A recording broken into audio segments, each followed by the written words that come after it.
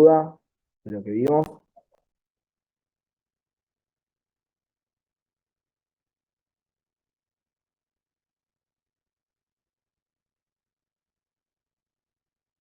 Profe, ¿qué tal? Buenas noches.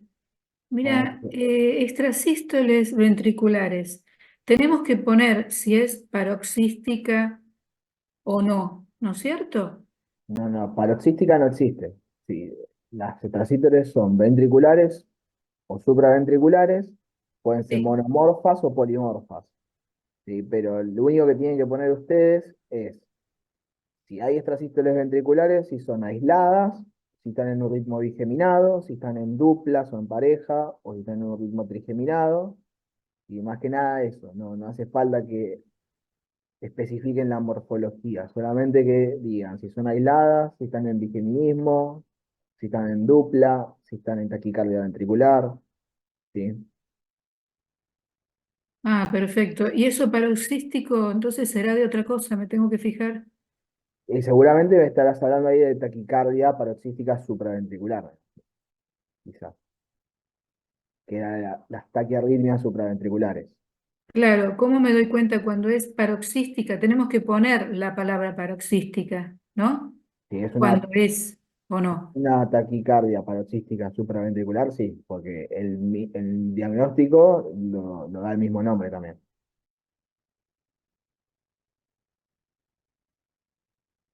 Bueno, yo tengo esa duda de cuándo me doy cuenta si es paroxística.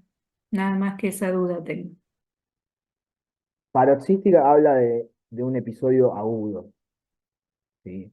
Generalmente las taquicardias paroxísticas supraventriculares o la fibrilación auricular paroxística, si son de un comienzo reciente. Si las extrasístoles no tenemos idea desde cuándo tienen, porque generalmente la mayoría de las personas las tienen. ¿Sí? Entonces no se habla de paroxismos en una extrasístole.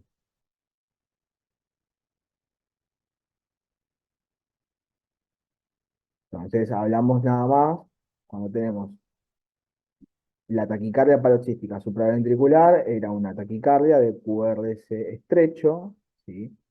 Regular, donde veíamos la posición de la onda P que estaba dentro del QRS o posterior al QRS, ¿sí? Que no la veíamos. Era QRS, onda T, QRS, onda T. Eso es taquicardia paroxística supraventricular.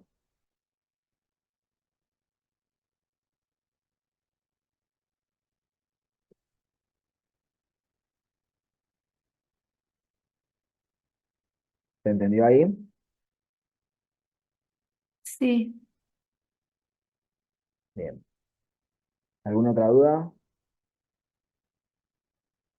Profe, hola, buenas noches. Buenas noches. Una consulta. En el parcial, ¿todos los electros van a aparecer con más de un diagnóstico? O porque vi que dijeron que probablemente tengamos que poner más de una cosa. No todos los electros, hay algunos que no. Únicamente tienen que poner taquicardia ventricular, por ejemplo, monomórfica, y chau. Ok, No hace listo. falta que pongan otras cosas. En otros sí. Ok, gracias.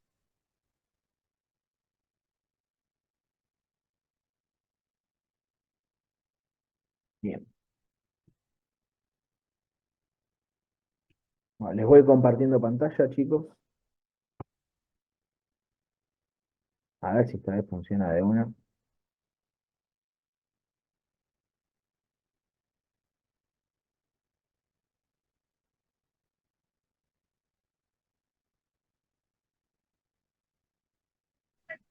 Hola chicos, ¿cómo están?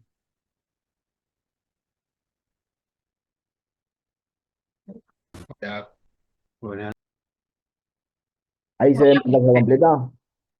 Sí, sí, amigos. profe. Vamos. Ujú. Al fin. Bien, chicos, hoy vamos a hablar de cardiopatía isquémica, ¿sí? Y otra patología que nos genera alteraciones en el segmento ST, que genera bastante confusión en el parcial, ¿sí?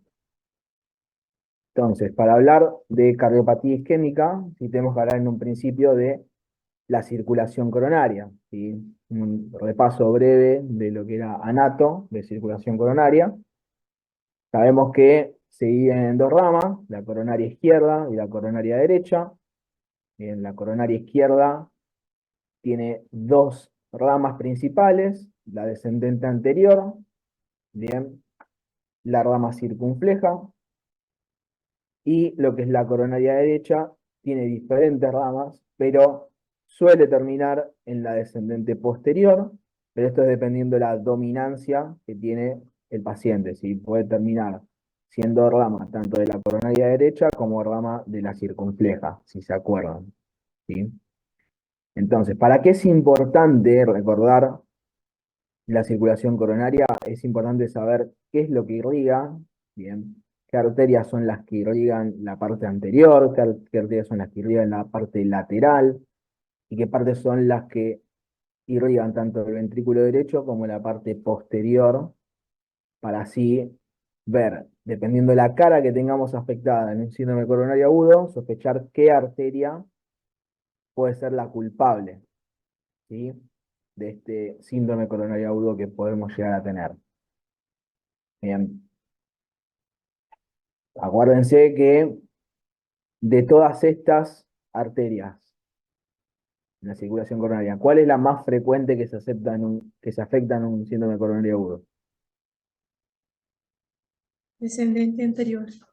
Bien, la descendente anterior. Y la descendente anterior es la arteria que mayormente es la culpable de los síndromes coronarios agudos, ¿sí? No quiere decir que sea la única. Si tenemos síndromes coronarios agudos por cualquier, ¿sí?, coronaria. Inclusive podemos tener una oclusión del tronco de la coronaria izquierda, donde nos va a afectar tanto la circunfleja, la irrigación de la circunfleja, como de la descendente anterior. Bien. O la coronaria derecha, también lo mismo.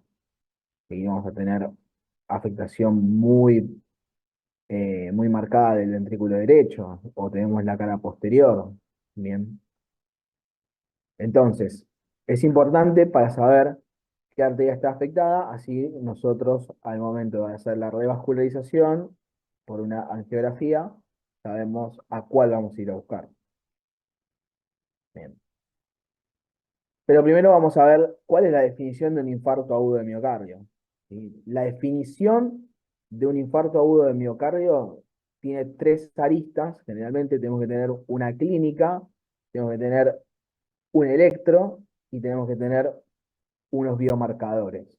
Bien, son las tres aristas para que nosotros podamos diagnosticar un infarto o un síndrome coronario agudo. No es lo mismo, ¿sí? Pero un infarto agudo de miocardio se habla cuando tenemos un contexto clínico, que tengamos la sospecha de una isquemia miocárdica, y a su vez tenemos un aumento o un descenso en las concentraciones de los biomarcadores cardíacos. ¿Sí? Quiere decir que uno de estos que nosotros tengamos que dar va a estar por encima del percentil 99, esto significa límite superior a la normalidad. O sea, tenemos que tener mínimamente uno de las mediciones que tengamos por encima del límite superior a la normalidad para nosotros comenzar a hablar de un infarto agudo de miocardio asociado a síntomas de isquemia, asociado a cambios en el segmento ST y la onda T, o un nuevo bloqueo de rama izquierda, o sea que se lo puede llegar a considerar el bloqueo de rama izquierda en un contexto clínico y con biomarcadores, como un infarto también. La aparición de ondas Q patológicas en el electro, que después lo vamos a ver. Indicios en pruebas de imágenes de isquemia, o la identificación de un trombo intracoronario en la angiografía o en la autopsia. ¿Sí? Esto es la última definición, ¿sí?, que se consensuó del infarto agudo de miocardio. ¿Sí? Es la cuarta definición de infarto agudo de miocardio. Bien, a su vez, nosotros tenemos diferentes tipos de infarto agudo de miocardio. El que más comúnmente conocemos es la ruptura de la placa de ateroma con la posterior trombosis intracoronaria, ¿sí?, que nos genera la oclusión de la luz arterial. Este sería el mecanismo más frecuente, ¿sí? Más del 90% de los pacientes con síndrome coronario agudo se dan por este mecanismo. ¿Sí? Este mecanismo se le denomina infarto agudo tipo 1. Bien. Después tenemos otros tipos de infarto, ¿sí? Que en realidad son 5. El infarto agudo de miocardio tipo 2, que se da por un desbalance entre el aporte y la demanda de oxígeno de este miocardio. Bien. El tipo 3, que se suele asociar a muerte súbita, y el tipo 4 y el tipo 5, que son asociados a intervenciones quirúrgicas, ¿sí? Ya sea intervención coronaria percutánea o una cirugía de revascularización, ¿sí? Dígase bypass. Acá, en ese contexto, los biomarcadores cambian, ¿sí? Obviamente, ya estamos generando una lesión por el propio intervencionismo, entonces los biomarcadores tienen que estar más elevados en esos casos. ¿Sí? Pero bueno, son 5 tipos de infarto agudo de miocardio. El más frecuente, el que más conocemos, es el tipo 1, ¿sí? Pero no necesariamente es el único. Bien. Entonces, tenemos que un paciente puede ingresar por una molestia isquémica, ¿sí? Unos síntomas isquémicos de Angor, y nosotros tenemos la posibilidad de que pueda ser un síndrome coronario agudo, bien, o un desequilibrio entre el aporte y la demanda de oxígeno de origen no trombótico. ¿Sí? Los otros tipos de infarto que hablamos. Puede ser una disección coronaria, puede ser eh, generado por altas taquicardias, ¿sí? Por vasoespasmo, en diferentes tipos por los cuales se puede tener un síndrome coronario agudo. Bien. Podemos tener una oclusión total del vaso, lo cual nos va a generar una elevación del segmento ST, o podemos tener una obstrucción parcial de la luz arterial, lo cual no nos va a generar una elevación, sino que va a ser un infarto sin elevación del ST, ¿sí? Y lo correlacionamos con los biomarcadores, ¿sí? Con las troponinas.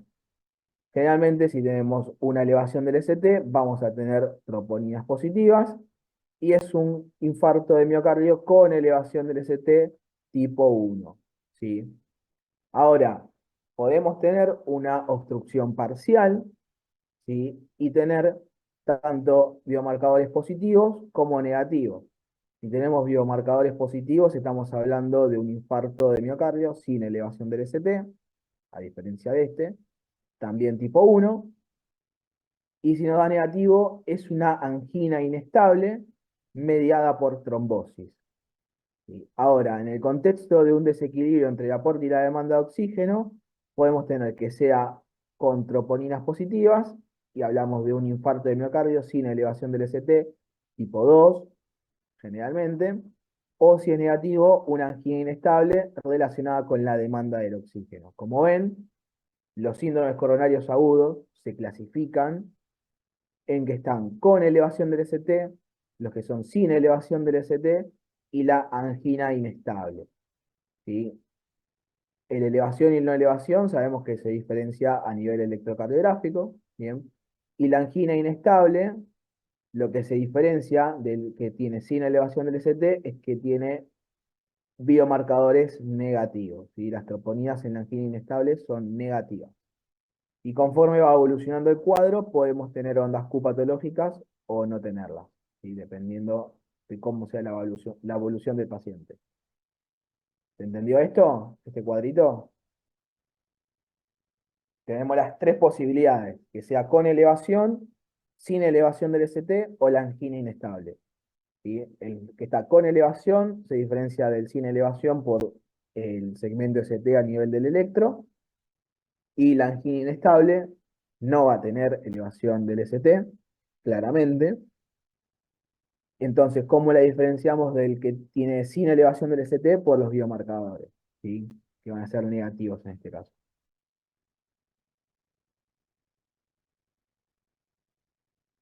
Bien.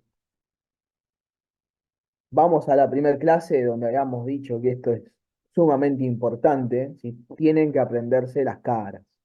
¿Sí? Tienen que aprenderse las caras del electro, porque se les pregunta cuando vean un síndrome coronario agudo, tienen que poner cuáles son las caras que están afectadas, ¿sí? Acuérdense que para tener una cara tienen que estar afectadas dos derivaciones contiguas, ¿sí? Entonces tenemos que B1 y B2 corresponden a la cara septal, B3, B4 la cara anterior, B5, B6 la cara lateral baja, D1 y ABL la cara lateral alta, D2, D3 y ABF es la cara inferior. Y ABR no hace cara. Entonces tienen que poner en el síndrome coronario agudo si se afecta la cara septal, si se afecta la cara anterior, si se afecta la cara lateral y cómo son los nombres respectivos cuando éstas se combinan, ¿sí? Cómo se denomina cuando tenemos afectación de todas las precordiales, por ejemplo, tenemos afectación de la cara septal, anterior, ¿sí? Y la lateral, que vamos a ver que se llama infarto arterial extenso, ¿sí? Entonces, tienen que aprenderse. Tienen que poner bien cuáles son las derivaciones que tienen con supra. Generalmente son con supra las que van a ver en el examen. Así las pueden reconocer bien, ¿sí? Vayan familiarizándose con esto. Entonces, habíamos dicho que dependiendo de la cara íbamos a sospechar una arteria culpable. Entonces, estamos hablando acá que la cara septal, que era B1 y B2, no corresponde a la arteria descendente anterior.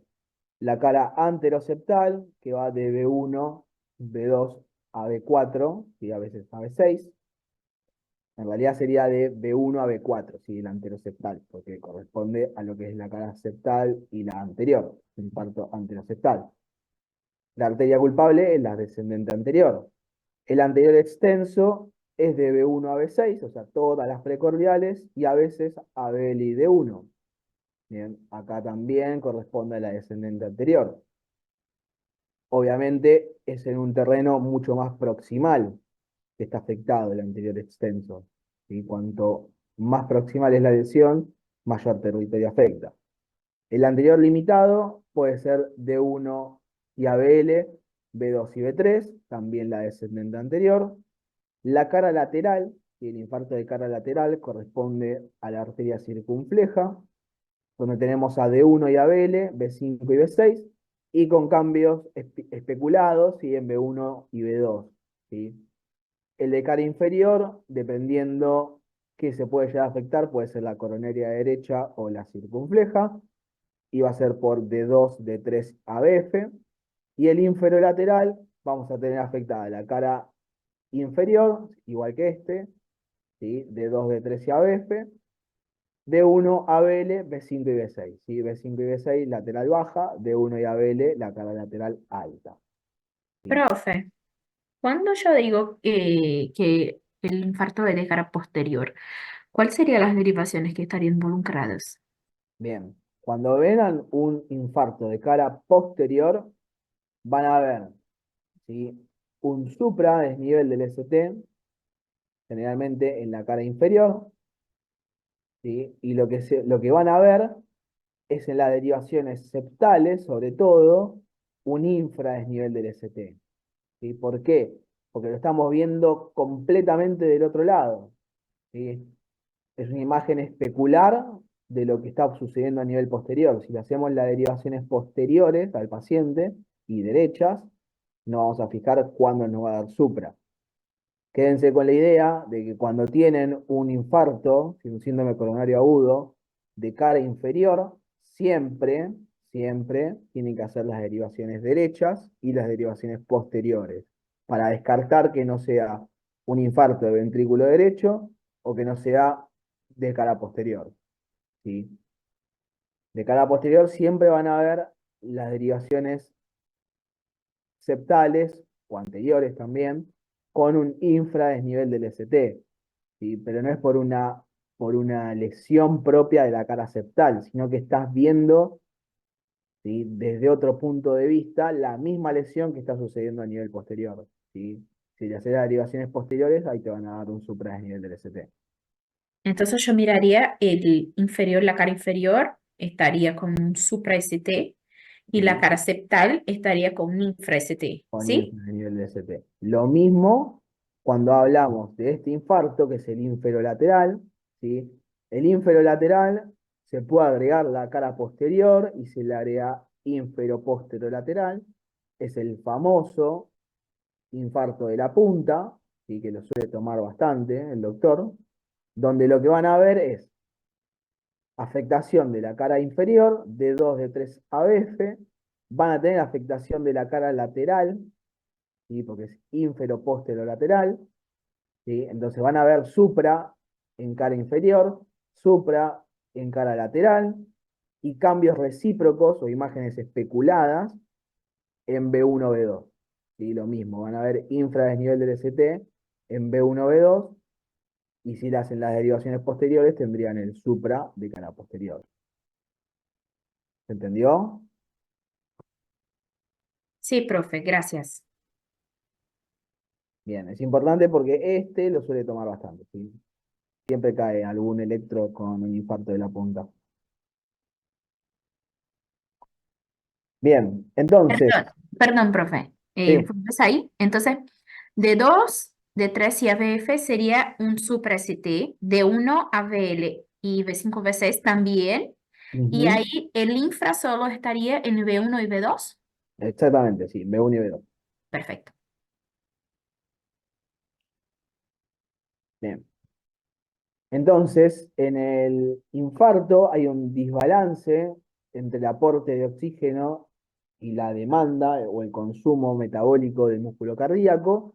Hay alteración del flujo sanguíneo. Estas son las alteraciones electrocardiográficas que vemos, que van desde isquemia a lesión y por último la necrosis, ¿sí? Lo importante acá es que la isquemia y la lesión son fenómenos transitorios y reversibles si nosotros lo tratamos, ¿sí? Si hacemos un diagnóstico precoz y un tratamiento adecuado, bien, puede tener una reversibilidad de esta isquemia y esta lesión. Cuando ya se establece la necrosis o el infarto, ¿sí? Ya es una alteración irreversible, ¿sí? Entonces van a quedar esa porción de músculo cardíaco sin conducir. Entonces ahí se generan las famosas Q patológicas, ¿sí?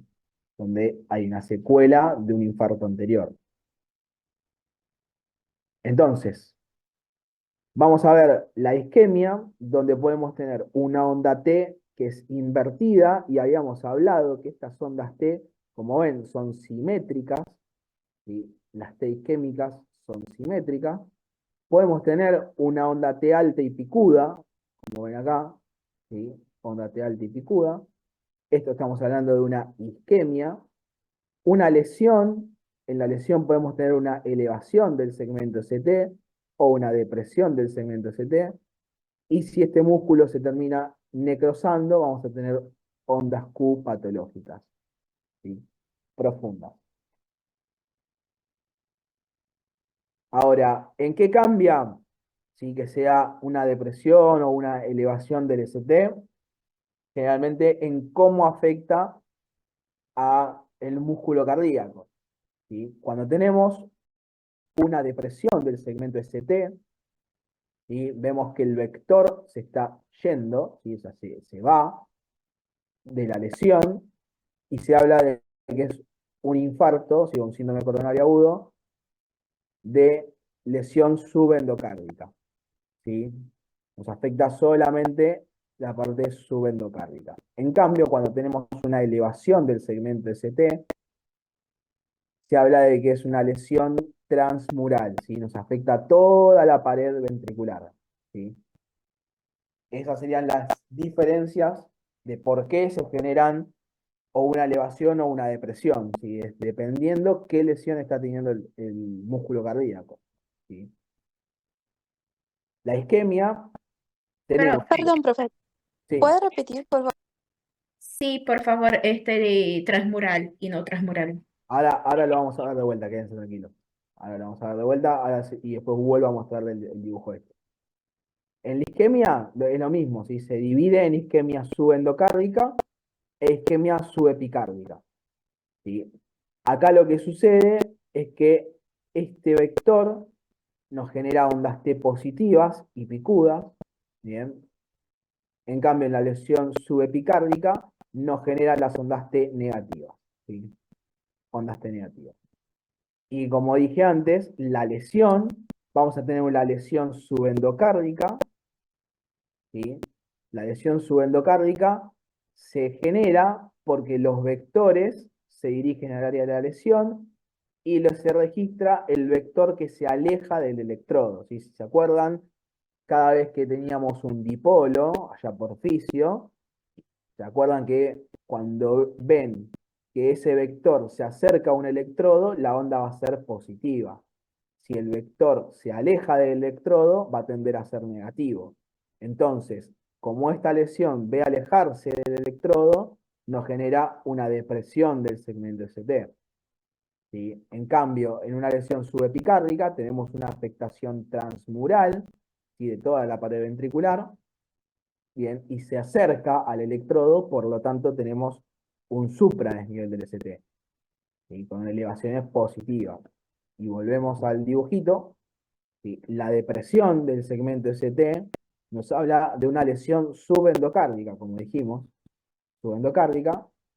La elevación del segmento ST nos habla de una afectación transmural, ¿sí? Transmural o subepicárdica, ¿sí? Porque es lo que vemos, ¿sí? Se afectan los vasos subepicárdicos. ¿Quedó claro esto? ¿La diferencia? Sí, profe. Bien. No. ¿No quedó claro? Lo repetimos, no hay problema. La depresión del ST, ¿sí? Lo vemos porque tenemos una afección subendocárdica y ve al vector, ¿sí? Alejarse del electrodo. Entonces vamos a tener una onda, ¿sí? Negativa, ¿sí? Va a ser negativo, ya que vemos alejarse, lo vemos que se aleja del electrodo. En cambio, en la elevación del ST, vamos a ver que el electrodo se acerca, y el vector se acerca al electrodo, ¿sí? Por el mecanismo de la lesión, y esta elevación del ST afecta la pared ventricular, y la depresión del ST nos afecta la parte subendocárdica, ¿sí? Cambia en eso.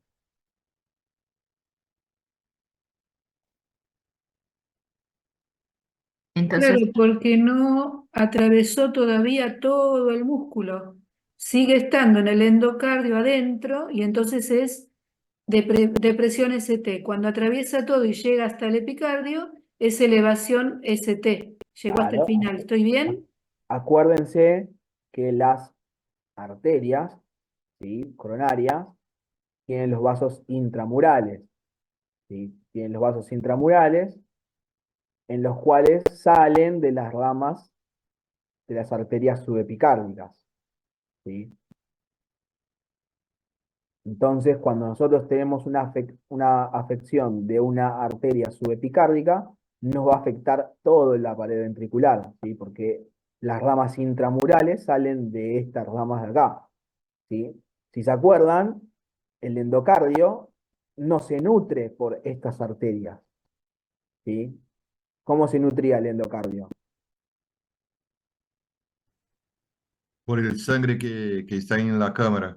Exactamente, ¿sí? Por la sangre intraluminal, ¿sí? Por la sangre que está dentro del ventrículo, ¿sí? De esa manera se irriga el endocardio, ¿bien? Entonces, esa es la diferencia por la cual nos genera una afectación, ¿sí? Del músculo cardíaco completo y el subendocárdico, y solamente de esta porción, ¿sí? Obviamente esto se traduce en una condición clínica, ¿sí? La elevación del segmento ST es una emergencia que la tengo que corregir ya, ¿sí? En cambio la depresión del ST le tengo un poco más de tiempo para corregirlo, ¿sí? Se traduce en esto que estábamos hablando acá. ¿Se entendió, chicos? Sí, profe. Bien. Y por último tenemos el infarto, donde ya no tenemos una reversibilidad del cuadro, ¿sí? No es un fenómeno transitorio, ya esto se generó de manera eh, progresiva, no se trató y lleva a ondas Q patológicas, en general cuando hablamos de un infarto transmural, ¿sí? En un infarto transmural es un infarto Q. ¿Se acuerdan que había infarto Q e infarto no Q? Bueno, habla de esto, ¿sí? Habla de un infarto que no se corrigió y nos genera una necrosis. Esta necrosis, ¿cómo la vemos? Con ondas Q patológicas. ¿Cómo sabemos que es una onda Q patológica? Tenemos todo el QRS, ¿no? Perdón. Tenemos todo el QRS, ¿sí? Todo el voltaje del QRS, tanto para arriba como para abajo, lo dividimos en 4, ¿sí?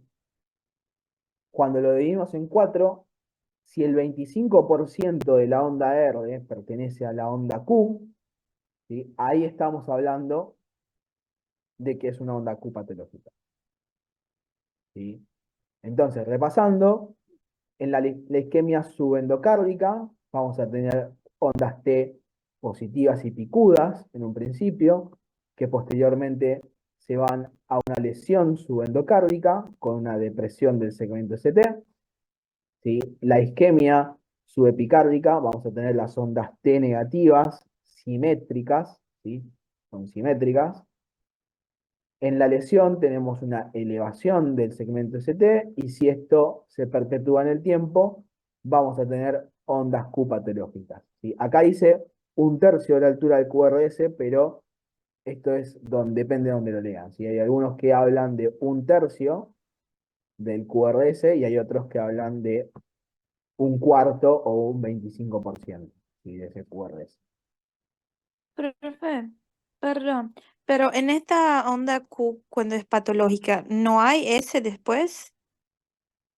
Sí, sí, puede haber. No está hablando de que no pueda haber ese. Es de la Dale, altura del gracias. QRS general. Acá es para mostrarlo de manera esquemática, ¿sí? Pero puede tranquilamente tener onda S.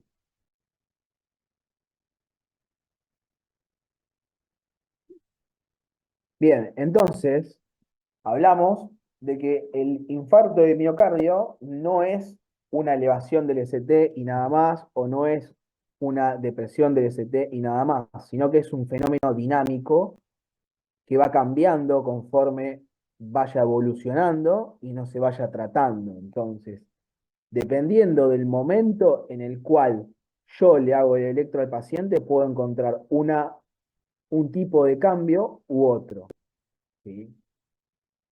Entonces, hablamos que en un principio podemos tener ondas T picudas y positivas por una hiperpotasemia localizada, que se puede dar en minutos u horas, que esto se denomina la fase hiperaguda en una isquemia subendocárdica. La subepicárdica tiene las T negativas. Podemos tener una elevación del segmento ST, que es convexo hacia arriba en las primeras horas. Esto ya nos está hablando de una fase aguda.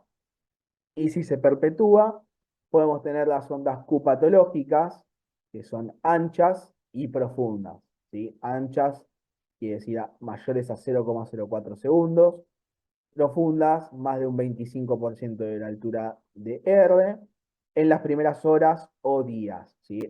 Entonces acá estamos hablando de que es una evolución ya subaguda de los infartos, ¿sí?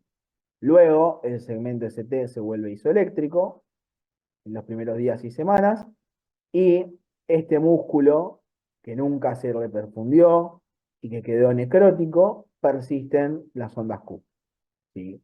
Van a persistir las ondas Q patológicas, pero el segmento ST, la onda T y todo lo demás que hablamos se vuelven normales, ¿sí? Entonces es algo dinámico. Profe, en la fase crónica el electro entonces va a estar normal. El electro va a estar normal, salvo que si nosotros no lo reperfundimos al paciente, ¿sí?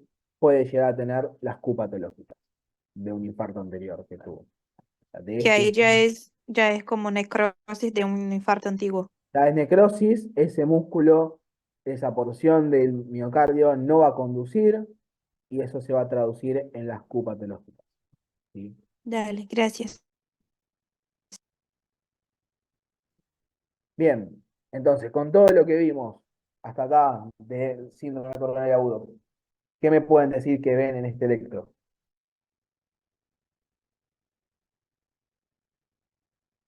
Supra ST. ¿Qué caras? Anteroceptal. Bien, ¿y cómo decimos que es anteroseptal? Porque está en B2, B3. B2, B3, Sería B1, B2, B4 B3 y tiene una B4. copicuda. Y Hay B5 una también, ¿no? tepicuda, ¿no? fíjense, muy bien, como dijeron, tenemos un síndrome coronario, ¿sí? Con supra de nivel del ST, cara anteroseptal, vemos el supra en B1, vemos el supra en B2, claramente, vemos el supra en B3, esto también es un supradesnivel, fíjense dónde está la línea isoeléctrica, ¿sí? Y dónde está el punto J, entonces hay elevación del ST, por más que tengamos una T picuda, hay elevación del ST, ¿sí? Y en B5 tenemos como que está tendiendo a ser una T picuda, ¿sí? Tendiendo, pero sí, es anteroseptal, el supra, y no ven nada más, Entonces en B4 no es picuda, es supra ST. es supra, esto es un supra. Ah, Y fíjense, acuérdense que el segmento ST es isoeléctrico, ¿sí? Debería ser sí. isoeléctrico. Y fíjense dónde está más o menos la línea de base, y si bien tenemos acá un movimiento del paciente, fíjense Sí. dónde está y dónde está elevado, ¿sí? Está acá. Pero ¿por qué en B4 ahí no hay una tepicuda? Sí, sí, sí, hay una T picuda, la onda T está picuda, pero tenemos ya también una elevación del ST. Acá lo mismo, ¿sí? Esto también acá también está dentro de este ST la onda T. Pero fíjense dónde inicia el segmento ST, ¿sí? Acá. Y acá también ya está elevándose. Ya está elevado el ST acá. Profe, y en B5 también. En B5 no está elevado el ST, fíjense que la línea isoeléctrica se mantiene, ¿sí? Pero sí hay una T picuda, ¿sí? Así que ya se puede decir también que el infarto está un poco como cara lateral por el B5 de la tepicuda. No podemos hablar de cara lateral, ¿sí? Porque para que nos haga cara, tenemos que hablar que nos afecte dos caras contiguas, como habíamos hablado al principio, ¿sí? Tenemos que tener afectación de B5 y de B6. Y Bueno, de dale. normal, ¿sí? Está Puede ser muy que si bien. esto Y sigue escúchame, evolucionando, puede sí, ser, sí, no, te pregunto así, yo miro el punto J, ¿no? ¿Está bien? sí. Sí. Acá el punto J está bien. Sí. Acá Sí, termina. sí, no, me había olvidado. O sea, yo me fijo si el ST está elevado, si el punto J está elevado. ¿Está bien? Exactamente. Exactamente. Eso es lo que tenemos que mirar. Sí, el punto J. Bien. ¿Ven algo más en este electro? Infra del ST en D2. Infra en D2. Bien. ¿Dónde más? ABF puede ser también. Y en ABF. Muy bien. Sí, en ABF tenemos depresión del ST y en D3 también. Sí, o sea, estamos hablando que son dos derivaciones de cara inferior, ¿no? Entonces tenemos un infradesnivel de cara inferior. Entonces, ¿qué tenemos? Un síndrome coronario agudo con elevación del ST en cara anteroseptal o tenemos un síndrome coronario agudo sin elevación del ST en cara inferior. ¿Qué les parece? Debería que confirmar con las derivaciones posteriores, ¿sí? Para decir. ¿Por qué? Porque puede ser que hace como imagen especular. ¿Qué cosa está haciendo acá como imagen especular?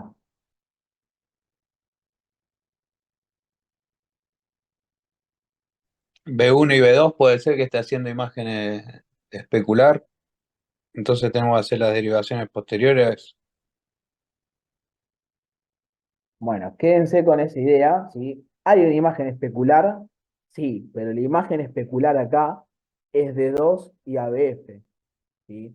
¿De quién están haciendo imagen especular? De este supra que están viendo acá, ¿sí? Entonces no es necesario acá hacer las derivaciones posteriores, ¿sí? Ya que acá tenemos un supra desnivel del ST, ¿sí? En B1, B2, B3 y B4. Entonces estamos viendo esta lesión, esta misma lesión, pero cuando las vemos desde el punto de vista de la cara inferior, ve al vector que se aleja y entonces se va para abajo. ¿Sí? Entonces es esta misma lesión que estamos hablando, pero vista desde otro punto de vista. ¿Sí? Entonces a eso se lo denomina imagen especular. Y si tendríamos el supra en cara inferior, ¿sí? Y el infra en las caras, ¿sí? Septales, B1 y B2, ahí sí podríamos estar hablando de que nos está haciendo tanto una imagen especular de la cara inferior como nos puede estar hablando de la cara posterior. ¿Se entiende? Siempre tenemos que buscar el supra donde está. Sí, sí, se entiende muy bien, bárbaro. Y si fuera así, de cara posterior que yo veo, supradesnivel, cara inferior, y en septal y infradesnivel, ¿cómo lo pongo yo en el examen? Ahí ustedes ponen supra desnivel, síndrome coronario agudo, lo pueden poner por más que no les informen una clínica o algo, nadie les va a poner mal porque pongan un síndrome coronario agudo. Y entonces ponen síndrome coronario agudo con elevación del segmento ST en cara inferior, entre paréntesis, de 2 de 3 ABF, por ejemplo, con imagen especular en cara septal, ¿sí? B1 y B2. Si no tienen un infarto de la punta, ponen lo mismo, síndrome coronario agudo con elevación del ST en cara infero lateral, ¿sí? Porque van a tener cara inferior, de 2 de 3 ABF, B5, B6, D1 y ABL, ¿sí? Eso nos está hablando de que tenemos afectada la cara inferior, la cara lateral, ¿sí? Y vamos a tener el infra en B2, en B1 y B2, y ponemos imagen especular en cara septal, ¿sí? Entre paréntesis, infarto de la punta. Enzo, ¿te puedo hacer una consulta? Sí, Ponele que no tenga clínica el paciente y te llega con este electro. Vos podés pensar que, porque me quedé pensando, puede ser que haya tenido un infarto de la cara posterior e inferior y haya quedado negativa el segmento ST y especularmente da positiva en B1 y en B2. no, porque si vos tenés en la cara posterior, acá tendrías que tener un infra, no un supra. Sí, acá tendrías que tener infra desnivel. Para hablar que sea especular de la cara posterior, No, tiene que que haya ser. tenido antiguamente y le haya quedado un infra en la cara posterior. ¿Vos vas a ver un supra en B1 y B2 o No, no? es que no vas a tener un supra desnivel como algo crónico. Lo que vas a tener como algo crónico son las Q. Ah, ahí está. Perfecto. Ya está. Ahí me ubiqué. Gracias. Y, profe, ¿siempre hay especularidad o a veces no? O sea, No, puede... no siempre, no Li- necesariamente. Listo, Pueden, gracias. pueden encontrarlo como pueden no encontrarlo, ¿sí? Pero si es mandatorio, por más de que no vean una imagen especular, ¿sí? Si ven un supra en cara inferior, van a tener que hacer las derivaciones derechas y posteriores. Profe, una duda. Entonces, hay que tener siempre en dos derivaciones. Para hablar de una cara, sí. Por ejemplo, acá, en D2 de 3 y ABF, el infra lo tenemos en D2 y ABF. ¿Sí? Son dos derivaciones de cara inferior, ¿sí? Nos hace cara. Para que nos hablemos de cara septal, tiene que estar afectado B1 y B2. De cara anterior, B3 y B4, ¿sí? Siempre tienen que ir unidas. Siempre tienen que ir unidas y tener dos derivaciones contiguas. Si no, no. Dale, gracias. Bien. ¿Quedó claro, chicos, este electro? Entonces, el supra y la imagen especular. Sí, sí. Bien. ¿Este qué me pueden decir?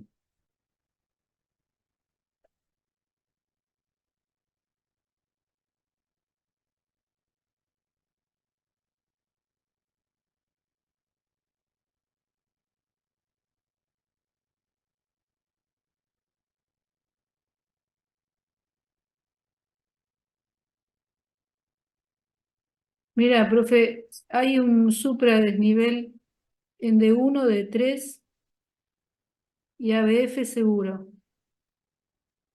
Entonces dijiste ABF, Sí, de D3 y D2, por eso te estoy diciendo que sería de cara inferior, perdón. perfecto, sí. Hay un supra de cara inferior, ¿sí? Supra en D3, supra en D2, supra en D3 y supra en ABF. ¿Sí? ¿Todos lo ven el supra?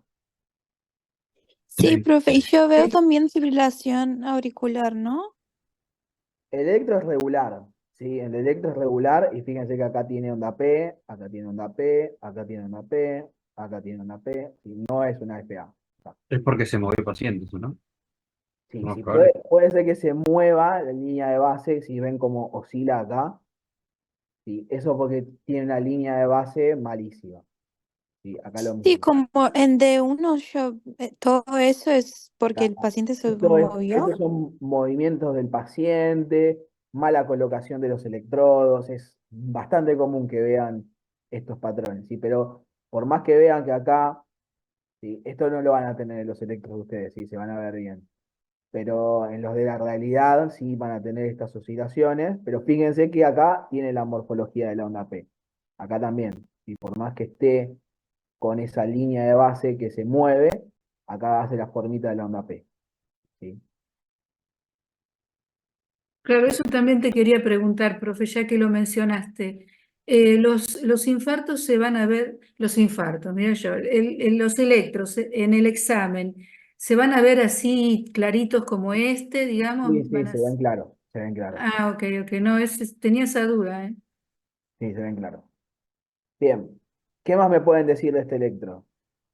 Tenemos el supra en cara inferior, ¿Y un infra en ABL puede ser? el infra en ABL es bastante notorio, ¿sí? Fíjense por dónde está. ABL con quién hace cara, habíamos dicho. D1. Con De D1. 1, ¿sí? Uno. Con D1. Fíjense, D1 también tiene un infra, ¿sí? Un poco más leve, no tan marcado como el de ABL, ¿sí? Pero tiene un infra también, ¿sí? Entonces es especular a la cara inferior, ¿sí? Entonces, acá ven este electro, ¿qué tienen que hacer?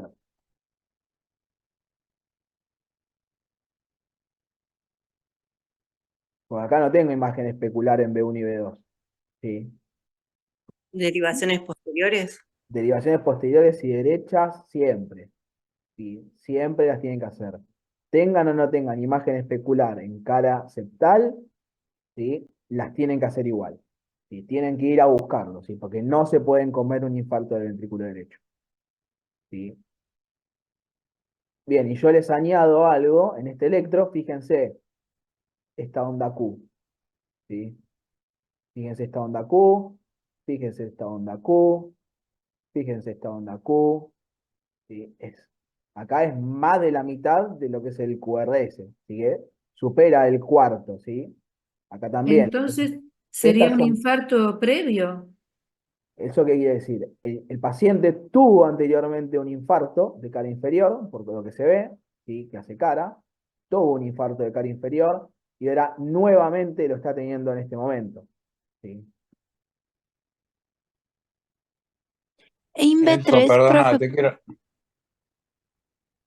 Sí, sí, en pregunta, perdona. B3, profe, dale. En B3, ¿por qué está tan profundo también la Q? No es la Q esto, ¿eh? Esto no es la Q. Fíjense que acá directamente va para abajo, ¿sí? Acá sí es la onda Q. Pero acá primero iniciamos con una onda R y después es una onda S, ¿sí? Esto es un RS. Si comienza primero para arriba, es una onda R y después es la S. ¿Y por qué está tan profunda? ¿Hay algo? Porque después veo como una T picuda y ya estoy un poco perdida. No, no es tanto, no es picuda, sí. Esta es bastante tan normales, sí, las T. Acá.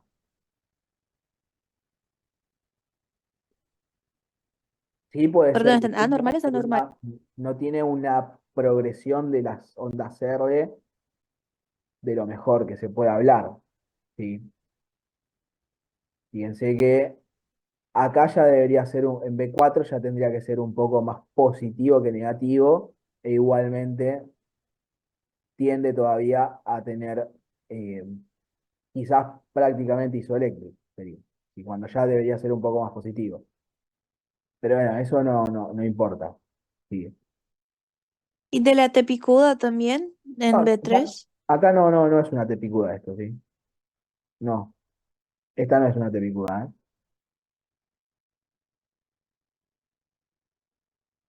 Dale.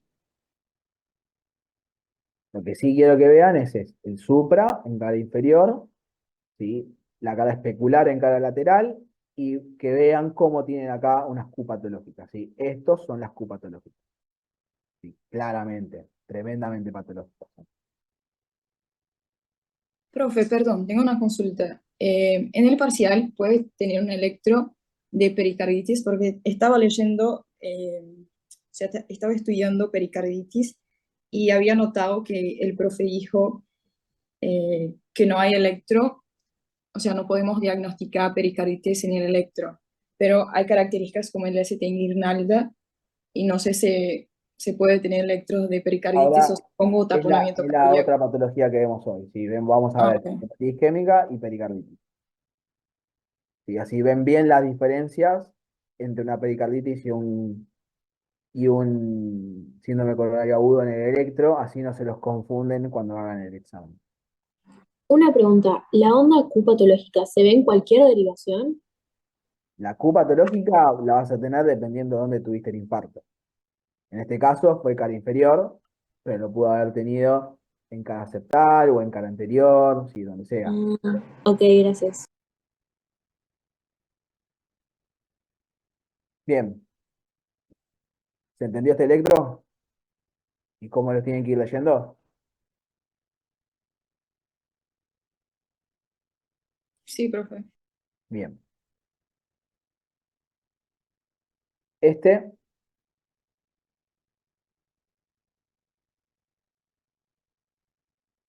Un supra en D1 y ABL también. supra en D1, supra en ABL, perfecto. Y infra en D3.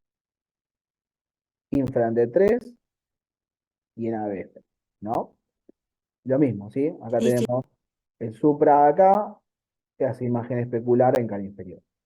¿Sí? Entonces esto es un infarto, un síndrome coronario agudo de cara lateral alta. ¿Sí? Entonces esto lo describen de esa manera. ¿Sí? Si ven esto en el electro, en el examen, ponen síndrome coronario agudo con elevación del segmento ST en cara lateral alta. ¿Sí? De 1 a B. Sí, porque D2 no está. Esto es el tema. Cuando una derivación que es de la misma cara no está con la misma alteración, eso cambia porque, por ejemplo, D2 no está. No importa. Si acá, por ejemplo, vamos al ejemplo anterior, D2 fuera normal, ¿sí? No tendría el supra, y solo lo tendríamos de esta manera en D3 y ABF, no, yo lo vería complicado, igual, que no lo tenga. Pero en caso de que no lo tenga, D2 es normal, D3 y ABF tienen el supra, los dos hacen cara, ¿sí? Son dos derivaciones contiguas, entonces hacen cara.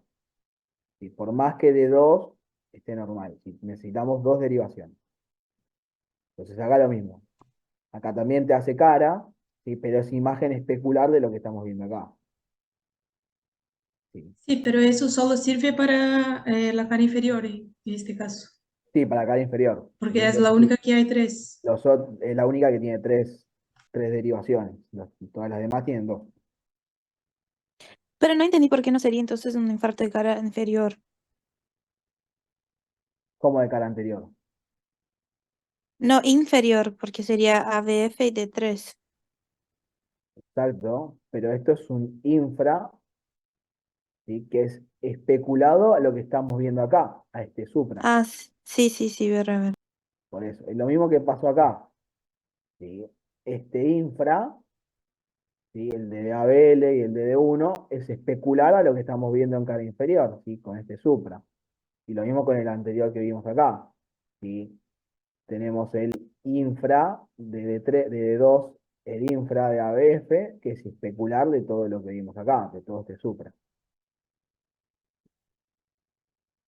Enzo, una consulta. Acá en B5 y en B6 no se ve el supra porque es B5 y B6 toma otra parte de la cara lateral del corazón, del Claro, ventrículo, claro, esto sería cara lateral baja.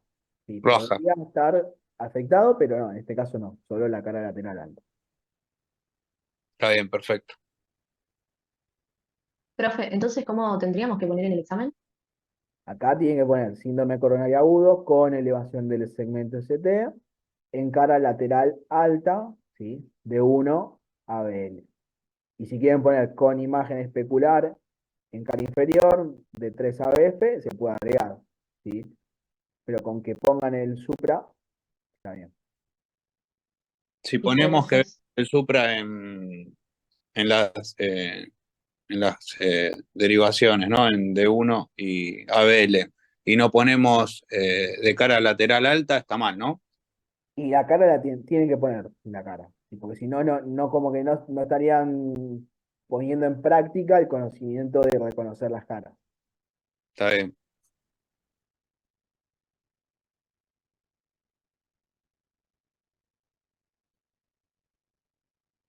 Bien, ¿se entendió, chicos? Sí, sí, Sí, perfecto. profe. Bueno, ahora vamos a hablar más allá de los electros, ¿sí? De cómo se manejan los pacientes con un síndrome coronario agudo, ¿sí? Entonces, como hablamos, ¿sí? Los síndromes coronarios agudos pueden tener una clínica que va desde pacientes oligosintomáticos, ¿sí? Con pocos síntomas o asintomáticos, hasta un paciente en paro cardiorrespiratorio o en shock cardiogénico, ¿sí? Tenemos todo este abanico de posibilidades de encontrar a un paciente con la clínica, ¿sí? De un infarto. ¿En qué paciente vamos a sospechar que puedan llegar a ser oligosintomáticos? ¿Sí? Pacientes diabéticos, pacientes demenciados, pacientes añosos, pacientes con enfermedad renal crónica, pacientes en mujeres, ¿sí? Todos este tipo de pacientes pueden llegar a presentarse clínicamente con un síndrome coronario agudo, pero que no presentan tanta sintomatología, ¿sí? Pero pueden tener todo este abanico de posibilidades, ¿sí? Y el electro puede ir desde normal hasta tener la elevación del ST. Y acá entramos en el juego, ¿sí? Con las troponinas. Si entramos con un paciente que tiene la sospecha clínica, ¿sí? De tener un síndrome coronario agudo, yo le hago el electro y veo una elevación del ST, yo desde ahí, sin tomar las troponinas, ya lo puedo considerar e ingresar. Obviamente se las voy a tomar igual, ¿no? Pero no voy a esperar el resultado, ya lo voy a estar manejando como un síndrome coronario agudo, ¿sí? Ahora, tenemos un paciente, ¿sí? Que tenemos la sospecha de que tiene un síndrome coronario agudo, tanto por la clínica como por el electro, y le hacemos troponinas, ¿sí? En la hora cero, le hacemos el primer juego de troponinas, y si nos viene marcadamente elevadas, ¿sí? Generalmente es 5 veces superior al valor normal, ¿sí? ya automáticamente no es necesario que hagamos otro juego de troponina, ¿sí? Directamente ya lo ingresamos al paciente y diagnosticado con el síndrome coronario agudo. Bien. Ahora, en los demás, ¿sí? Tenemos que hacer otro juego de troponina, ¿sí? A la hora 1, a la hora 2 y a la hora 3. Viendo todo este juego, ¿sí? Tenemos todo este abanico de posibilidades. ¿Sí? Si nos dan en el límite, podemos observar al paciente, ver si no tiene una angina estable o si tiene otra causa cardíaca de estos síntomas y de estas alteraciones en el electro o las troponinas. Si nos da negativo en todas estas 3 horas, al paciente lo podemos inferir que no es un síndrome coronario agudo y podemos evaluar otras causas no cardíacas del dolor torácico, por ejemplo. En cambio, si vemos que hay cambios relevantes en las troponinas, hacemos el diagnóstico, ya sea de infarto agudo de miocardio sin elevación del ST o infarto de miocardio con elevación del ST. ¿Sí? Entonces, repasando esto, nosotros desde que tenemos el contacto con el paciente, desde que el paciente ingresa a nuestro consultorio, que ingresa a la guardia, teóricamente tenemos 10 minutos para hacerle un electro, ¿sí? Le hacemos un electro e interpretarlo. ¿Sí? Entonces, desde ahí en más, vamos a tener el primer juego de troponinas, donde vamos a ver los resultados. Si nos vienen prácticamente negativas, ¿sí? E inviables, o que están no detectables, las troponinas, y viene con que el dolor es mayor a 3 horas de evolución y no tiene las troponinas, ya automáticamente sabemos que no es un infarto agudo de miocardio. Ahora, vemos el resultado y nos dan altamente elevadas, este primer juego de troponinas, por encima de 5 veces, directamente lo ingresamos al paciente. Si no, hacemos otro juego de troponinas y lo mismo. Si tenemos cambios relevantes, se ingresa. Si no cambió nada, ¿sí? Y sigue siendo indetectable, lo hacemos, inferimos que no tiene un diagnóstico de infarto agudo de miocardio, síndrome coronario agudo. Si no, hacemos otro juego a las 3 horas y lo mismo. ¿Sí? Si no genera cambios, si genera cambios relevantes, lo ingresamos, ¿sí? Y si no, lo metemos en la observación y evaluamos diagnósticos diferenciales. ¿Sí? De esta manera se deberían manejar. Ya sé lo que es una curva de las troponinas, ¿sí? Al paciente. Obviamente, acá como lo ven, esto se hace en caso de que el paciente esté estable y que no tenga una elevación del ST, y si el paciente se presenta en shock, ¿sí? O con elevación del ST, como había dicho antes, ¿sí? Sospecha de infarto, elevación del ST, directamente, ni voy a esperar al resultado para ingresarlo, ya automáticamente lo ingreso. Si lo ingreso, lo hospitalizo, se monitorea, y si tengo la hemodinamia, le hago la hemodinamia. Le hago el manejo. Bien. Bien, estas son las causas de diagnóstico diferenciales en un síndrome coronario agudo, ¿sí? En el contexto de un dolor torácico. Como ven, tenemos causas cardíacas, causas pulmonares, causas vasculares, gastrointestinales, causas ortopédicas y otros trastornos, ¿sí? Tenemos la miopericarditis, miocardiopatías, taquiarritmias, insuficiencia cardíaca, ¿sí? Urgencias hipertensivas. Bien, tenemos un neumotórax, un TEP, disección aórtica, esofagitis, pancreatitis, ¿sí? Trastornos osteomusculares, con trauma torácico, osteocondritis, es algo que se puede diagnosticar de manera bastante frecuente, las osteocondritis, si se confunden. Y los trastornos de ansiedad,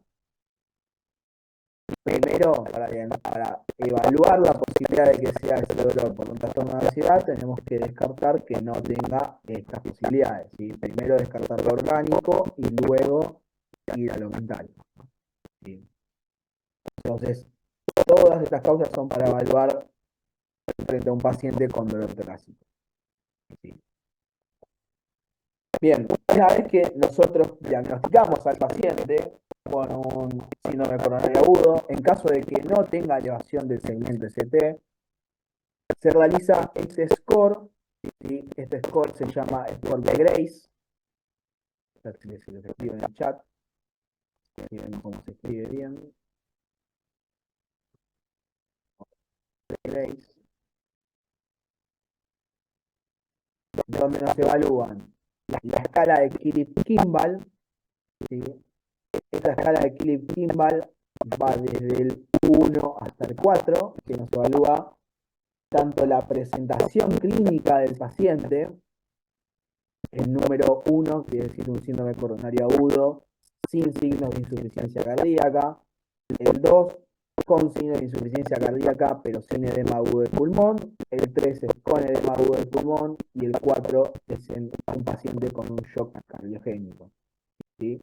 No solamente eso, sino que nos evalúa la edad, nos evalúa la creatinina, nos evalúa la frecuencia cardíaca. ¿Sí? Entonces vamos sumando todo este tipo de cosas asociado a otros factores. Si vino con un paro cardíaco, si tiene desviaciones del segmento CT o enzimas elevadas, todo esto nos van sumando puntos dependiendo qué grado de afectación tiene y nos da un total de puntos. ¿De qué nos habla esto? De la mortalidad, ¿sí? De la probabilidad de que ese paciente muera dentro del hospital. ¿Sí? Entonces, evalúa la mortalidad intrahospitalaria. ¿Sí? Acá hablamos de un riesgo bajo, de un riesgo intermedio o un riesgo alto de mortalidad intrahospitalaria según cómo nos ven estos resultados. ¿Sí? A su vez, tenemos el riesgo de sangrado de estos pacientes, que se evalúan frente al hematocrito, la creatinina, la frecuencia cardíaca, el género, si tiene signo de insuficiencia cardíaca, qué enfermedades previas tiene y cuál es su presión. ¿Sí? Este score se llama TrueSafe y nos evalúa el riesgo de sangrado, como ven acá. ¿Sí? Según el puntaje, nos evalúa el riesgo de sangrado que puede llegar a tener este paciente. ¿Por qué es necesario saber esto? Porque tenemos que saber, antes de meter a un paciente a un centro de hemodinamia o a una intervención coronaria o a una cirugía de revascularización, tenemos que saber qué riesgo de sangrado tiene. Sumado a esto, tenemos otros criterios, ¿sí? Mayores y menores, que nos elevan el riesgo frente a una intervención coronaria percutánea. Acá lo tienen, después si quieren saquen una foto o una captura, lo que quieran. Pero no es necesario que se lo sepan, se lo ponemos acá para que sepan que existe. Y yo me los acuerdo todos estos de memoria porque no sería necesario. ¿Sí? Esto es para un hemodinamista, más que nada. Entonces, ¿cómo vamos a manejar? ¿Cómo es el tratamiento del síndrome coronario agudo sin elevación del segmento ST?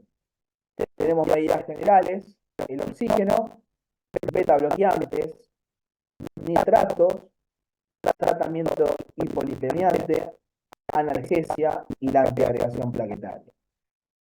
Bien, yendo por partes, el oxígeno se da al paciente que requiere oxígeno, no a todos los pacientes. Y si saturan menos de 90, ahí sí le damos oxígeno. Los beta bloqueantes tenemos tiempo para iniciarlos, generalmente se está evaluando en nuevos estudios igualmente ahora si un inicio temprano de los beta bloqueantes mejora o no, pero tenemos 24 horas para empezar a tratarlos con beta bloqueantes a los pacientes. Los nitratos, ¿sí? La nitroglicerina o otros nitratos vía oral o sublingual que podemos llegar a tener, se dan cuando el paciente tiene dolor o se dan cuando el paciente está hipertenso. ¿Sí? Se prefiere la nitroglicerina frente al nitroprusiato de sodio, ya que la nitroglicerina disminuye el consumo miocárdico de oxígeno y nos genera vasodilatación coronaria. Y tenemos ese mecanismo agregado farmacológico de la nitroglicerina frente al nitroprusiato. Por eso se prefiere la nitroglicerina. El tratamiento hipolipemiante se va a hacer, ¿sí?, con estatinas, con atorvastatina y con rosuvastatina a dosis de alta intensidad. ¿Sí? Pero ¿para qué piensan que hacemos un tratamiento hipolipemiante en estos pacientes con síndrome coronario agudo? ¿Puede ser para prevenir eventos futuros? Para estabilizar la placa. Para reducir la placa y mejorar la Estoy hablando para estabilizar la placa, que va por ese lado. Hay otros efectos más que tiene agregados a lo que es el mantenimiento y la estabilización de la placa. ¿Cómo se llaman esos efectos? ¿Se acuerdan? Tienen un nombre específico de las estatinas. ¿Lo vieron ya en fármaco? ¿Estatinas? Supongo que sí, ¿no? ¿Vieron ya? Sí. Estatinas vienen esta semana, pero lo que sí vieron es síndrome coronarios. Ah, bueno, entonces sí lo tienen que saber.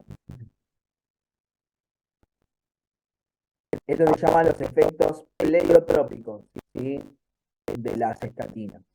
Uno de ellos es, como había nombrado, creo que Bruna, si no me equivoco, es la estabilización de la placa, ¿sí? Entre otros efectos que tienen, antioxidante, antiinflamatorio, antiagregante, y tienen otros efectos, las estatinas de pleiotrópicos, que bueno, los tienen que saber porque se los contratoman el fármaco, ¿sí? El tratamiento analgésico se hace frente a un paciente que no tolera el dolor, ¿sí?, que no tolera el dolor y que persiste, ¿sí? Después vamos a hacer la antiagregación plaquetaria. La antiagregación plaquetaria tenemos estos grupos farmacológicos frente a lo que es el AINE, como la aspirina, el ácido acetilsalicílico, donde se da una dosis de carga de 300 miligramos y una de mantenimiento de 100 miligramos una vez al día. Luego tenemos los inhibidores del receptor P2Y12 por vía oral o intravenosa, donde tenemos los ejemplos del clopidogrel, el prasugrel, el ticagrelor y el cambrelor. Sí, que tenemos dosis de carga igualmente y dosis de mantenimiento. Sépanse para... Chicos, la última guía, este es sin elevación, acá la última guía cambió, sí. La aspirina a todos, pero P2Y12 y P2Y12, sí. Únicamente, sí, se va a diferir la angioplastía más de 24 horas. Exactamente, sí. Si la angioplastía no se va a hacer antes de las 24 horas, bien, no los inician. Si el paciente vamos a mandarlo en las próximas horas a la hemodinamia, solamente le dan aspirina. Sí, por la sospecha, por la clínica en la que viene el paciente y está estable, o por la disponibilidad de las redes que tienen si no hay una hemodinamia, ¿sí? Y se va a inferir que va a durar más de 24 horas el paciente sin hacerse la angioplastía, ahí se inician tanto la aspirina como el inhibidor del P2Y12. No solamente en este contexto, ¿sí?, sino que y después, bueno, tienen que decir cuál. Generalmente, lo que recomiendan las guías es, primero, como primera línea, el prasugrel, después el ticagrelor y por último el clopidogrel.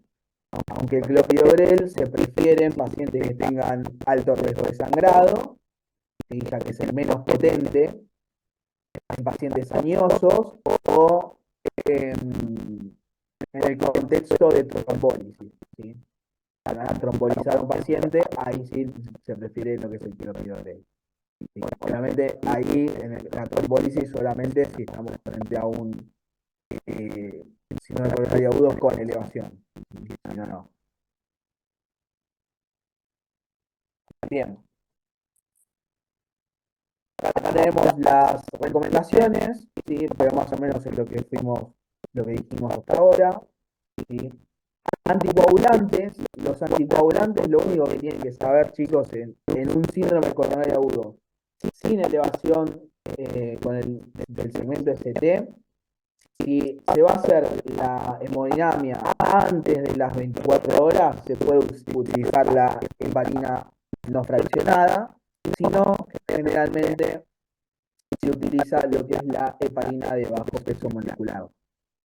Sí, en estos casos.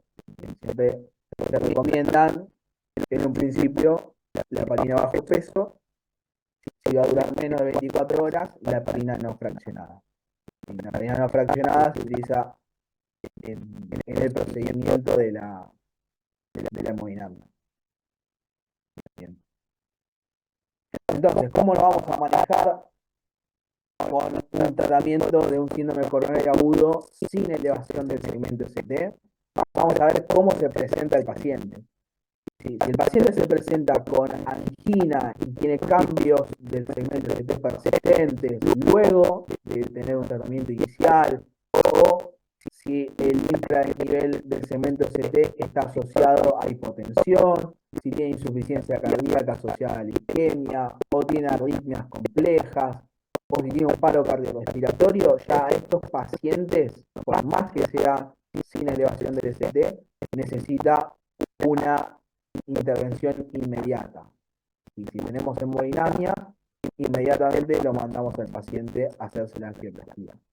Si no tenemos hemodinamia, hacemos la derivación urgente a un centro con hemodinamia, por más que sea sin elevación del segmento ST. En cambio, tenemos estas presentaciones clínicas que vemos acá, que no son tan graves como las que vimos recién. Se hace la hemodinamia dentro de las 24 horas, y si tenemos el centro con hemodinamia, si no lo tenemos, se hace la derivación luego del tratamiento inicial. ¿Sí? Todo esto es para poder vascularizar el vaso. Bien. Acá lo mismo, ¿sí? Si tenemos disfunción ventricular, si tenemos valvulopatías, si tenemos alto riesgo, ¿sí?, de tener alguna complicación, o si tenemos un paro, si tenemos un centro con hemodinamia, se hace la intervención durante la internación. Si no, se hace la derivación a un centro con hemodinamia durante la intervención en casos seleccionados. Y acá, como vemos en estos pacientes, pacientes sin características de riesgo previas o paro cardiorrespiratorio resucitado sin supra-ST en coma inicial. Si tenemos hemodinamia, se hace el tratamiento invasivo en algunos casos. Si tenemos un centro sin hemodinamia, se hace un tratamiento no invasivo. ¿Sí? Y en todos los demás, se hace un tratamiento no invasivo del paciente. ¿Sí? Esto sería el manejo de un síndrome coronario agudo sin elevación del segmento ST. ¿Sí? Una pregunta, eso sobre el tratamiento. Sí. En ningún momento se nombró los trombolíticos, ¿no se usa en...? Se usan los trombolíticos, pero no en los síndromes coronarios agudos sin elevación del segmento ST. Los trombolíticos se utilizan como herramienta alternativa en síndromes coronarios agudos con elevación del ST. Y que no tengas hemodinamia. Y que no tengas hemodinamia. Ahora vamos a ver en qué contexto. Pero siempre tiene que tener elevación, si no, no. Gracias. Bien, después de que tengamos al paciente ya revascularizado, vamos a tener que dejarlo antiagregado por cierta cantidad de tiempo. ¿Sí? Acá vemos dentro de lo que es el contexto de internación. Luego se evalúa el riesgo de sangrado. Si según el riesgo de sangrado que tenga el paciente, vamos a ver por cuánto tiempo y con cuántos fármacos se va a dejar antiagregado al paciente. ¿Sí? Generalmente se hace una antiagregación dual, ¿sí? Se puede hacer con aspirina y alguno de los P2Y12. Acá en Argentina generalmente es aspirina y clopidogrel, pero se puede utilizar cualquiera de los P2Y12. Y esto va cambiando generalmente a lo largo de todas las guías. Se van actualizando las recomendaciones sobre se hace una antiagregación durante un mes dual o triple, ¿sí? Y después se va disminuyendo, pero quédense con la idea de que el paciente va a quedar antiagregado, ¿sí? Durante 12 meses. Y evaluando tanto el riesgo isquémico como el riesgo de sangrado, podemos inferir sobre cuánto tiempo va a quedar con un tratamiento dual. ¿Sí? Por cuánto tiempo le vamos a dejar al paciente con 2 fármacos antiagregantes. Como ven, cuanto mayor sea el riesgo isquémico, mayor tiempo va a tener el paciente una doble antiagregación, y cuanto mayor tenga el riesgo de sangrado del paciente, va a ser menor el tiempo que tengamos que usar doble antiagregación, ¿sí? Para disminuir esa posibilidad de que el paciente presente un sangrado mayor, ¿sí? Y posteriormente a que se utilizan, se saca uno para dejar una monoterapia. Pero esto lo tenemos que actualizar a la última guía, porque cambian las recomendaciones según los escenarios en los cuales se presenta el paciente. En caso de paciente alérgico a la aspirina, ahí se haría solamente con el clopidogrel, ¿sí? Directamente. En caso de que el paciente sea alérgico a la aspirina, no hay mucha opción que utilizar algún peróxido. Como monodroga en todo el tiempo.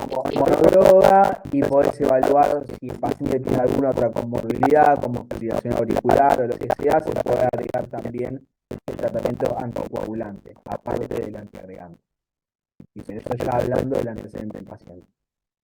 Si el paciente tiene hipersensibilidad a la aspirina y no se puede usar aspirina, bueno, usará algún peróxido.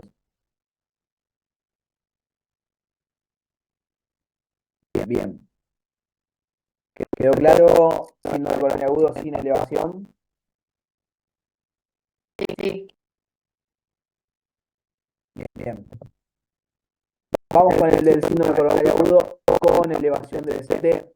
¿Sí? El tratamiento general, como habíamos hablado antes, lo mismo. ¿Sí? Acá sí se hace la doble antiagregación, ¿sí? De la aspirina con el peroxidose en todos los pacientes. Vamos a evaluar la dosis de estos, porque si el paciente va a hemodinamia, por ejemplo, el clopidogrel se puede hacer una dosis de 600 miligramos como dosis de carga, por ejemplo, pero después no cambia, ¿sí? Acá en la anticoagulación lo que se prefiere es la heparina no fraccionada, y el que se hace en el procedimiento, ¿sí? Se hace durante el procedimiento mismo de la hemodinamia. O sea, nosotros, como médicos generales, no lo vamos a iniciar, y lo va a iniciar el hemodinamista dentro de la sala de hemodinamia. En el contexto de que hagamos un tratamiento trombólítico, ahí se prefiere utilizar la heparina de bajo peso molecular. ¿Sí? Bien, los beta bloqueantes, como habíamos dicho, deben ser iniciados dentro de las primeras 24 horas de establecido el cuadro, y ver que no presente alguna contraindicación. ¿Sí? Por ejemplo, acá como ven, se tiene que evitar en pacientes con inestabilidad hemodinámica, ya que ahí en ese contexto están contraindicados. ¿Sí? Bien, los IECA o los SORA2 se tienen que iniciar en las primeras 24 horas, ¿sí? Y los pacientes que tengan una FeNV menor del 40% se pueden iniciar algún antagonista de receptor de aldosterona como la espironolactona. Bien, y vamos al tratamiento, ¿sí? De reperfusión de estos pacientes. Vamos a ver que si diagnosticamos al paciente con un síndrome coronario agudo con elevación del ST y tenemos un centro con hemodinamia, ¿sí? En menos de 60 minutos le hacemos la angioplastía primaria. ¿Sí? Siempre vamos a buscar hacerle la angioplastía primaria al paciente. Ahora, si tengo un centro que no tiene hemodinamia, ¿sí? y vemos la posibilidad de que se haga un traslado del paciente a un centro que tenga hemodinamia, el que llegue a la sala en menos de 120 minutos.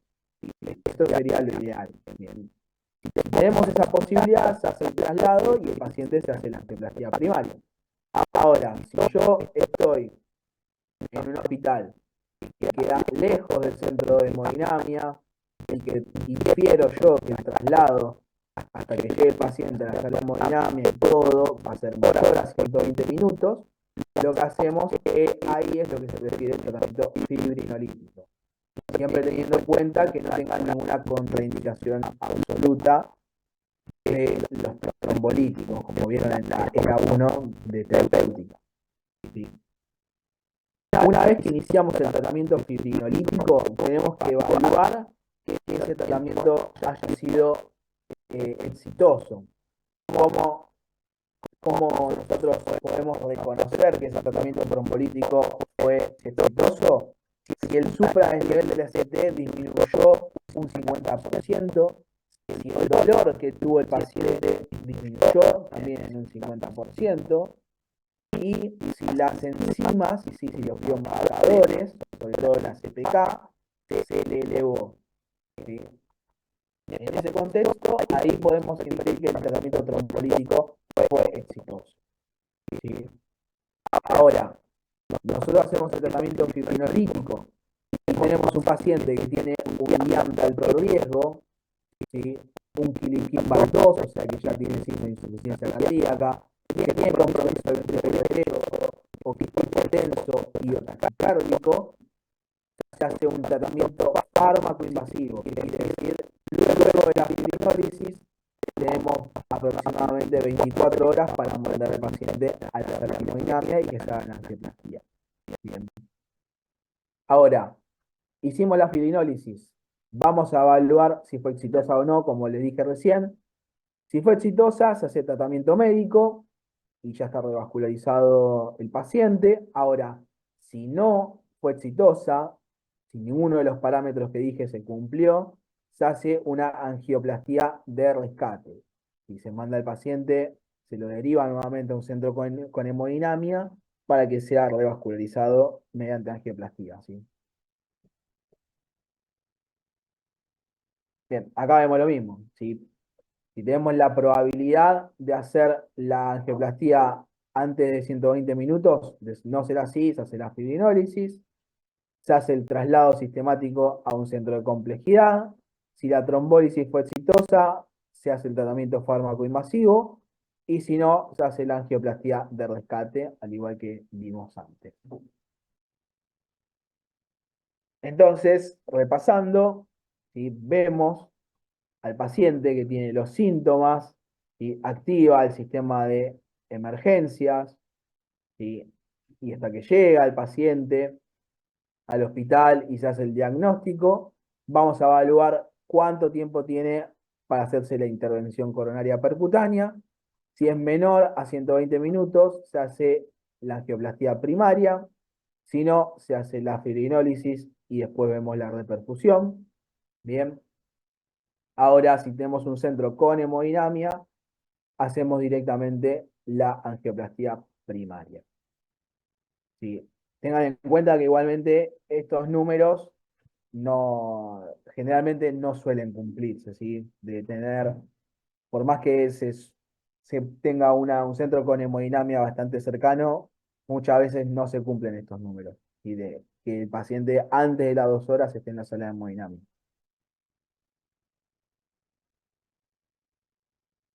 Bien, acá vemos las recomendaciones, ¿sí? De los trombolíticos. Los trombolíticos no se pueden utilizar, ¿sí? Si pasaron ya 12 horas de evolución del cuadro, ¿sí? Si tenemos un paciente que comenzó con este cuadro hace más de 12 horas, por más que tenga elevación del ST, no se hace la trombólisis, ¿sí? Bien. Acá tenemos las contraindicaciones, que ya las vieron, ¿sí? En fármaco de los trombolíticos, ¿sí? Es importante que sepan, sobre todo las absolutas, ¿sí? Mínimamente sepan las absolutas. ¿A qué paciente no lo pueden trombolizar? Acá tenemos los trombolíticos que se pueden utilizar. Tenemos la streptoquinasa, que es una de las más comunes que tenemos en las guardias, que se hacen 1,5 millones de unidades, diluidas en 100 mililitros de solución fisiológica y se pasa de 30 a 60 minutos por vía intravenosa en bomba, ¿sí? Podemos utilizar el Alteplasa con un bolo de 15 miligramos y después de 0,5 miligramos kilo por 60 minutos, ¿sí? Hasta 35 miligramos. O de 0,75 miligramos kilo en 30 minutos hasta 50 miligramos. Bien. Acá tenemos los antiagregantes, ¿sí? La dosis de carga y la dosis de mantenimiento y el tratamiento anticoagulante. Otra cosa para decirles que las contraindicaciones, por ejemplo, de la streptokinasa en específico, una es el tratamiento previo con streptokinasa. ¿Por qué? Porque si vos tuviste el contacto, y como dice el nombre, streptokinasa viene derivado de una bacteria, este trombolítico, nosotros generamos una inmunidad frente a este fármaco. Si nosotros anteriormente ya lo utilizamos, podemos generarle al paciente una reacción de hipersensibilidad bastante severa, ¿sí? Con la streptokinasa. Bien, terminamos con síndrome coronario. ¿Quedó claro cómo es el electro y cómo es el manejo tanto del que es sin supradesnivel del ST como el que es con supradesnivel del ST? Sí.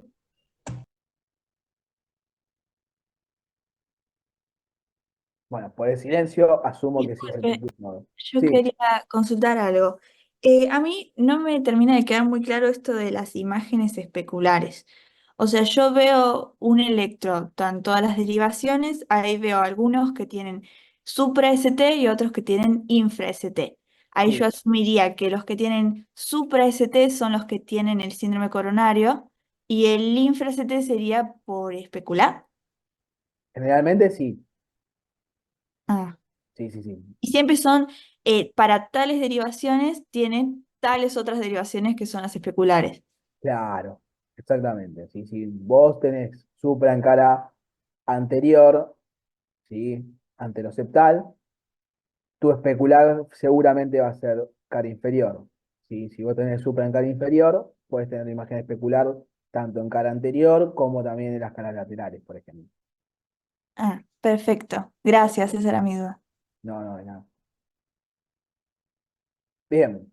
Bueno, vamos con la pericarditis, así terminamos y los dejo que vayan a ver el partido. Eh, la pericarditis, presten atención al electro, más allá del manejo, presten atención al electro, que es lo más común que se confunden en los parciales, ¿sí? Se lo confunden bastante.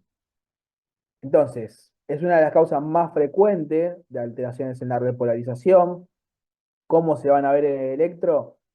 Es la elevación del segmento ST en silla de montar, ¿sí? O el ST, elevación del ST en guirnalda, bien, que puede presentarse en todas las derivaciones, excepto en A verde y a veces en B1, aunque esto no se cumple siempre.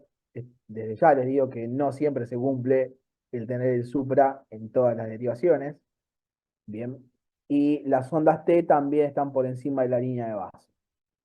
Esto también es algo dinámico, no siempre que tengamos una pericarditis vamos a tener el supra de manera crónica, sino que después se normaliza y después se pueden llegar a invertir, ¿sí? Para luego normalizarse y quedar con un electro normal de la pericarditis. Como lo vemos de esta manera, ¿sí? El que les van a tomar a ustedes va a ser este, ¿sí? El de la etapa 1. En la etapa 1 van a tener una elevación del ST, que es en guirnalda, como ven acá, es una elevación cóncava, ¿sí? Si vamos de arriba para abajo, esto es cóncavo, ¿sí? En cambio, el supra de los infartos es convexo, ¿sí? Es de esta manera. Primera diferenciación, ¿sí?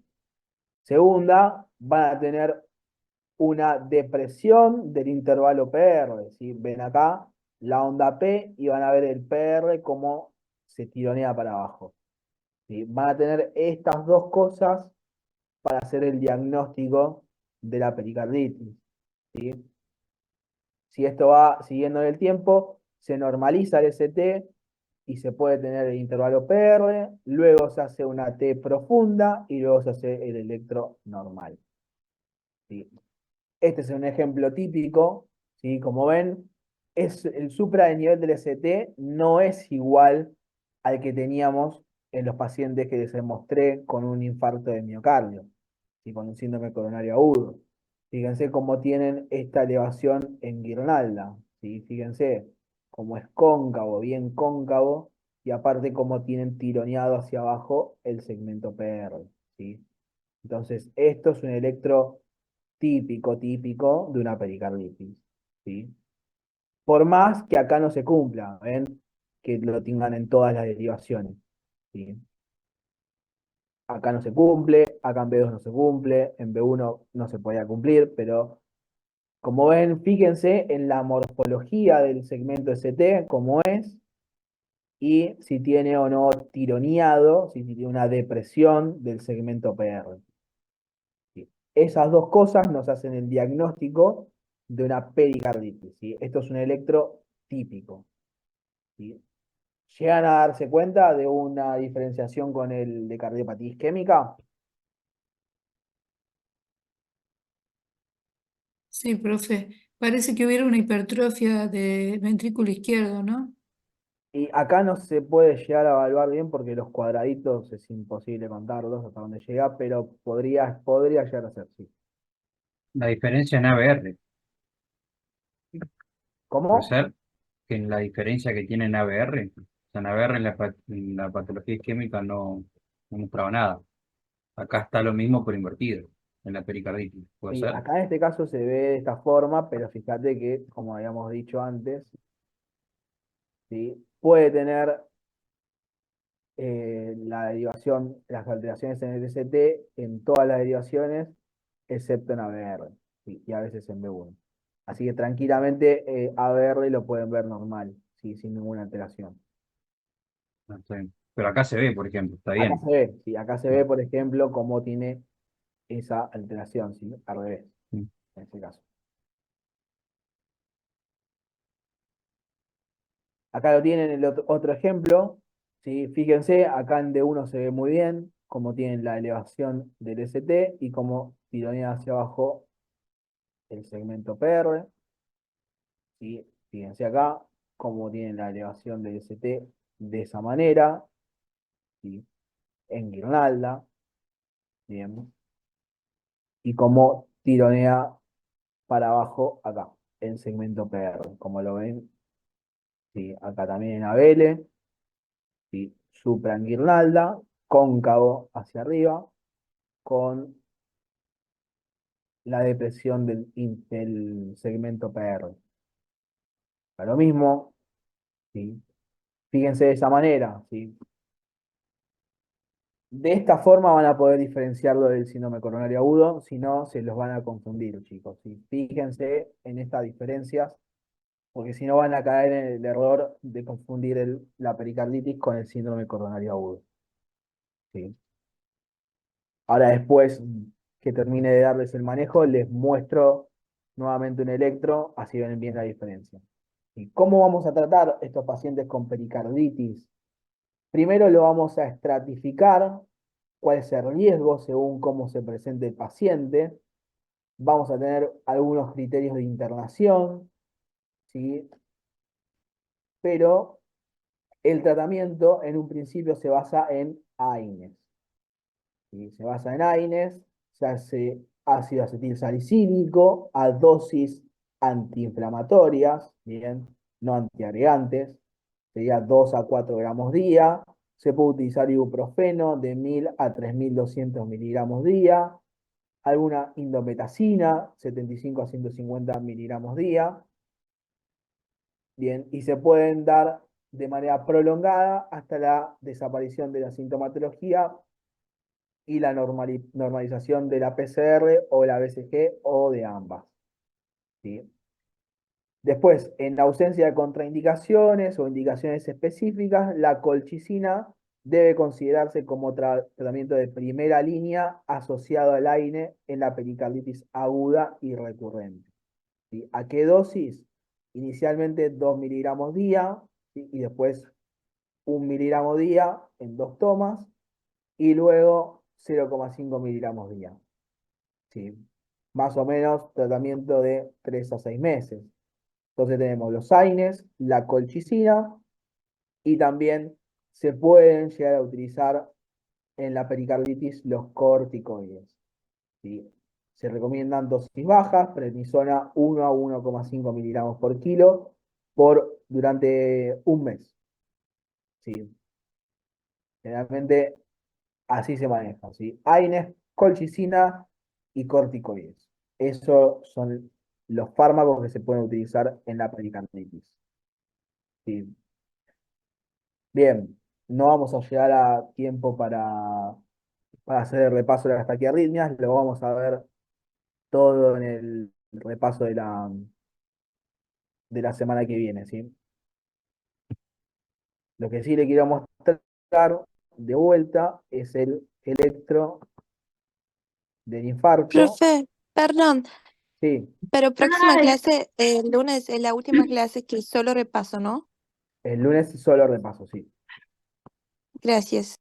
Bien, fíjense acá, chicos, ahí le pongo la pantalla completa. Fíjense cómo cambia ese supra de la pericarditis, ¿sí? Fíjense que no es cóncavo, ¿sí? Al contrario, es convexo este supra. Entonces no se los confundan este supra, si ven como es cóncavo, es convexo, no tiene la misma morfología que en la pericarditis. ¿Sí? Fíjense acá, no tiene la misma morfología que la pericarditis y no tiene el descenso del intervalo PR. ¿Sí? Acá tenemos una Q patológica, ¿sí? No se lo confundan. Y lo mismo acá, no hay una tironaje del intervalo PR. ¿Sí? Fíjense en esas morfologías de los supra, así no se confunden con la pericarditis. ¿Sí? Fíjense la diferencia, ¿sí? Fíjense la diferencia de cómo cambia ese supra-ST. ¿Sí?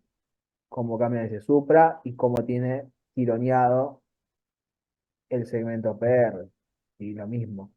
Siguen este supra con el tironeado para abajo, supra, tironeado para abajo, supra, acá se ve mejor, supra, tironeado para abajo, ¿sí? Supra, tironeado para abajo, etc.